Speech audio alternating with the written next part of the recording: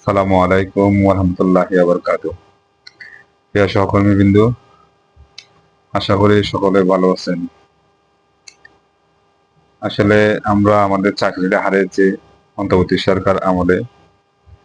বর্তমান আসলে আমরা চাকরিটা কেন হারিয়েছি, কি কারণে হারিয়েছি, আসলে আমরা প্রকৃতভাবে সবাই জানি। শুধু একটু তাদের দ্বিমতের কারণে চাকরিটা আমরা হারিয়েছি।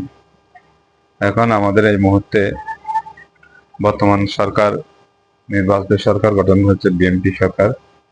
এখন এই মুহূর্তে বিএনপি সরকার গঠন করেছে, যেহেতু এখন আমাদের সকলের উচিত আমরা বিগত সময়ে যেভাবে আন্দোলন করেছি সবাই একসাথে হাতে হাত রেখে ঠিক ততটুকু আবারও ঐক্যবদ্ধ হয়ে আমাদের আন্দোলনে ঝাঁপিয়ে পড়া উচিত মনে করতেছি। কারণ ইতিমধ্যে আপনারা খবর পেয়েছেন, অবশ্যই সবাই জানেন। মানে আমাদের চট্টগ্রামের অনেক এমপি নির্বাচিত হয়েছে, ধরতে গেলে ভূমিদস্যুভাবে নির্বাচিত হয়েছে। তাছাড়া অর্থমন্ত্রী এবং স্বরাষ্ট্রমন্ত্রী ধরতে গেলে আমাদের চট্টগ্রাম বিভাগেরই রয়েছে। এখন ইতিমধ্যে আপনাদেরকে একটা কথা বলতে চাই, সেটা হচ্ছে আমাদেরকে আবারও আন্দোলন সংগ্রাম জোরালোভাবে করতে হবে। এখন আন্দোলন সংগ্রাম কিভাবে করব, কিভাবে গেলে ভালো হয়, সেই জন্য আমাদের একটা মত বিনিময় দরকার আছে। এখানে আমি মোশাররফ হোসেন উপস্থিত না হলে কিছু যায় আসে না। আমার জায়গায় আপনারা আরো অন্য অনেকজন আছেন, তারাই অবশ্যই সামনে গিয়ে দাঁড়িয়ে কাজটা আগে নিতে হবে। কারণ এখানে আমার উপর তাকিয়ে থাকবেন রিদন মির্জা, সৌদি আরব চলে গেছে, ওনার দিকে তাকিয়ে থাকবেন আজকে হিরো, এগুলো এগুলো কথা বলে লাভ হবে না। আমরাও সবাই, আমরাও আপনাদের মতো চাকরিচ্যুত ছিলাম, কর্মকর্তা ছিলাম। আপনাদের কাছে হয়তো আমরা অনেক কয়েকজন দায়িত্ব নিয়ে কাজ করেছি। ইনশাল্লাহ আমরা কাজ করতে রাজি আছি, তবে সবার সম্মতি লাগবে, সবাইকে একত্র হয়ে কাজ করতে হবে, অবশ্যই এক জায়গায় বসতে হবে, মত বিনিময় করতে হবে।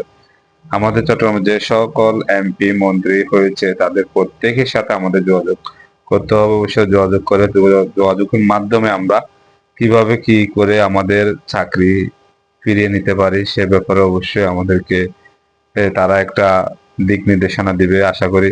আর তাছাড়া আমাদের এই মুহূর্তে যেহেতু সরকার গঠন করেছে, নতুন সরকার গঠন করেছে, তাদের মাধ্যমে পরামর্শ করে আমরা আমাদের চাকরিটা ফিরে পেতে পারি, এটা হাতে 100% আমাদের বিশ্বাস এবং আস্থা রয়েছে।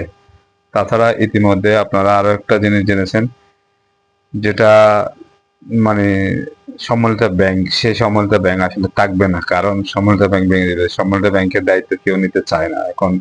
ইতিমধ্যে মনে হয় অর্থমন্ত্রী এখনো কিছু বলে নাই, অর্থ উপদেষ্টা বলছে যে যার যার ব্যাংক তাকে দিয়ে দেওয়া হবে। এখন আমি আর আপনি যদি ঘরে বসে থাকি তাহলে আমাদের পক্ষে চাকরি পাওয়া সম্ভব হবে না। তাই এখন সবার কাছে হাত জোর করে বলবো, আবার আপনারা সবাই ঐক্যবদ্ধ হয়ে কাজ করে অবশ্যই অবশ্যই আমাদেরকে ঢাকায় এসে আন্দোলন করতে হবে। 100% উপস্থিত নিশ্চিত করতে হবে। কারণ এখানে আপনার চাকরি আপনাকে দিবে না, আমাকে দিবে না। সেই হিসাব করে সবাইকে 100% উপস্থিতি কামনা করি। এভাবে আপনাদের প্রস্তুতি থাকার দরকার।